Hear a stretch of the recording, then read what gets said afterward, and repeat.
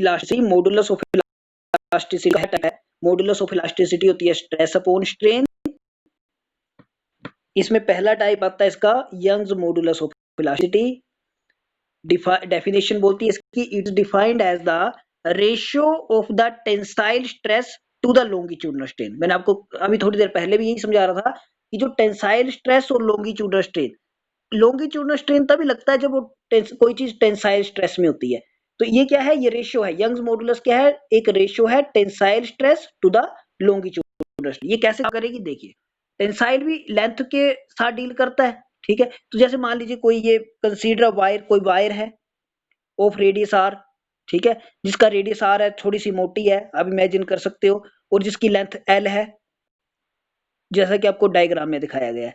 Late a force F applied, इस पे कोई फोर्स अप्लाई की, इसको खींचा जोर से, on the wire along its length that is normal to the surface of the wire as in figure, if delta L with the change in length, अगर delta L जो है वो लेंथ में चेंज, पहले मान लीजिए 10 सेंटीमीटर थी, खींच के ये 12 हो गई, तो कितना चेंज है, 2 सेंटीमीटर। तो बोलिए कि इसके बीच में पहले इसकी लेंथ एल थी, अब कितनी होगी, डेल्टा एल उसमें बढ़ गई। तो खींचने, अब आप खुद ही सोच सकते हो कि कोई चीज है अगर वो इस तरीके से उसको खींचेंगे तो वो क्या होगी, लंबी होगी, उसकी लेंथ बढ़ जाएगी। तो उसकी लेंथ कितनी बढ़ गई, एल से डेल्टा एल बढ़ गया, तो फोर्स लगाने से तो ये होगी L plus delta L, total length कितनी होगी, एल प्लस डेल्टा एल। तो अगर कोई चीज, तो उसके बीच में टेंसाइल स्ट्रेस कितनी लगेगी, तो हम टेंसाइल स्ट्रेस पढ़ चुके हैं, सब सारी स्ट्रेस जो है उसमें फोर्स अपॉन एरिया ही आता है, ठीक है। तो इसके अगर हम इसकी बात करें कि इसमें स्ट्रेस कितनी लगी, तो हम लिखेंगे, पहले ये लिख लेना आपने, जो मैंने आपको बोला ना कि कंसीडर, सबसे पहले हमने लिखा consider a wire of radius r and L, let a force F be applied on the wire, then its length, change its length, and it is if delta L be the change in the length of the wire, फिर उसके बाद लिखना है tensile stress, तो उसके बीच में कितनी टेंसाइल स्ट्रेस लगी, that is force upon area, F upon A, where A क्या है, एरिया ऑफ क्रॉस सेक्शन, इसकी जो वायर का एरिया बनेगा, क्योंकि उसका रेडियस आर है तो एरिया बने कोई ना कोई। इसी तरीके से अगर हम लॉन्गिट्यूडनल स्ट्रेन बोले तो क्या होगा, लॉन्गिट्यूडनल स्ट्रेन हमने कल किया हुआ है, लॉन्गिट्यूडनल स्ट्रेन क्या बोलता है कि जितना चेंज आ रहा है, कितना चेंज आ रहा है, डेल्टा एल, जो इसकी कॉन्फ़िगरेशन में चेंज आ रहा है, डिवाइडेड इसकी ओरिजिनल कॉन्फ़िगरेशन लिखनी थी एल, तो डेल्टा एल अपॉन एल, ठीक है। Tensile stress F upon A, longitudinal strain change configuration divided by original position, ठीक है, ओरिजिनल कॉन्फ़िगरेशन जो थी उसकी, तो डेल्टा एल अपॉन एल। अब यंग क्या बोलता है, यंग्स मॉडुलस क्या बोलता है, tensile stress upon longitudinal strain, तो लिखेंगे देयरफॉर, इसको y से डिनोट करते हैं, y is equal to tensile stress कितना ही है, एफ अपॉन ए, तो एफ अपॉन ए लिख देंगे, डिवाइडेड बाय लॉन्गिट्यूडनल स्ट्रेन कितना है, डेल्टा एल अपॉन एल, इसको सोल्व करेंगे ये ऊपर जाएगा, तो क्या बनेगा, F L upon A delta L, F L upon A delta L.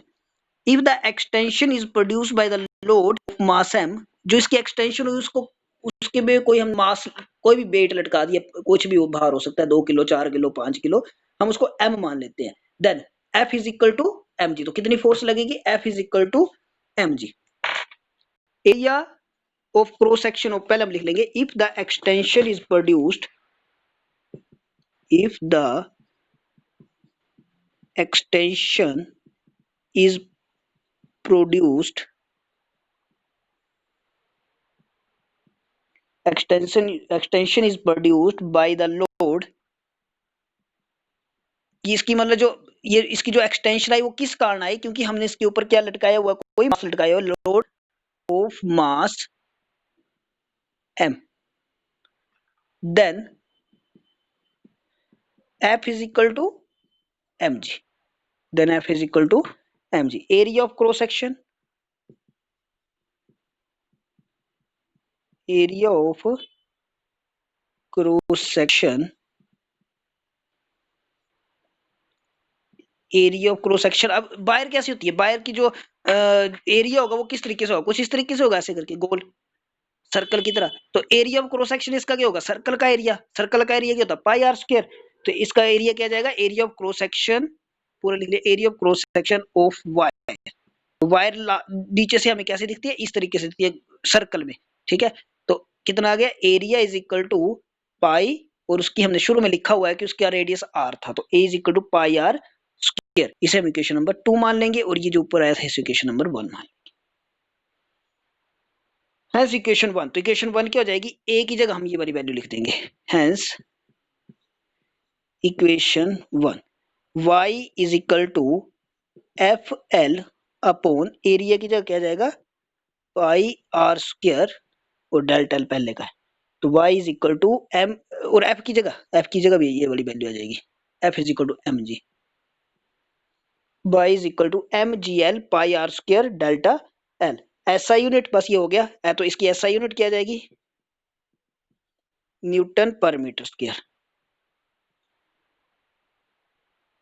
तो ये आपके पास हो गया यंग्स मॉडुलस ऑफ इलास्टिसिटी, जिसमें हम किसकी बात कर रहे हैं, टेंसाइल लेंथ की। लेंथ में चेंज आ रहा है कि पहले लेंथ एल थी, उसमें कोई हमने मास लटकाया, उसको खींचा तो वो क्या हो गया, उसमें जो फोर्स लगाई उसके कारण उसकी जो लेंथ कितनी बढ़ गई, डेल्टा एल बढ़ गई। तो यंग्स मॉडुलस बोलता है tensile stress upon longitudinal strain. Tensile stress हम कर चुके हैं, force upon area, longitudinal strain हमने कल किया, change in configuration divided by original configuration. इन दोनों वैल्यू को हमने यंग्स मॉडुलस में रख दिया, इसको इक्वेशन नंबर 1 मान लिया। इफ द एक्सटेंशन, जो एक्सटेंशन इसमें बड़ा जो बढ़ोतरी हुई है वो किसके कारण हुई है, एक फोर्स के कारण। वो कौन सी फोर्स है, एम जी। एम क्या है, मास जो हमने इसके साथ ये लगाया हुआ है, ठीक है। F is equal to M G, और एरिया ऑफ क्रॉस सेक्शन, कितना एरिया क्रॉस सेक्शन है वाई का, दैट इज उसका सर्कल का एरिया जो होता है पाई आर स्क्वायर, ठीक है। इस इक्वेशन में ये वाली दोनों वैल्यू पुट कर देंगे, एरिया की वैल्यू यहाँ पे पुट कर दिया, M G pi r square delta, this is called Young's modulus of elasticity. हाँ जी भाई, समझ में आया ये।